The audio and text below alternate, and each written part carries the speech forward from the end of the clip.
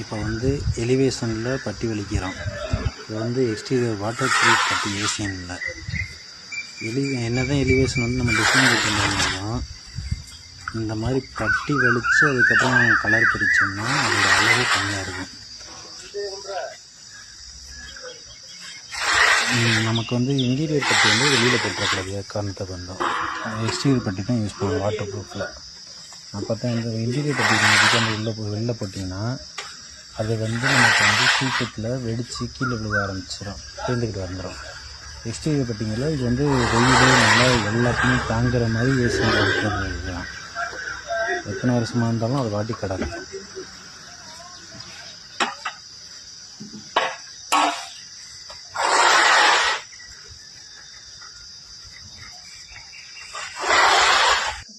இப்போ இது வந்து ஃபஸ்ட்டு கோட்டு கம்ப்ளீட்டட் ஆகிருக்கு. அதோட இமேஜஸ்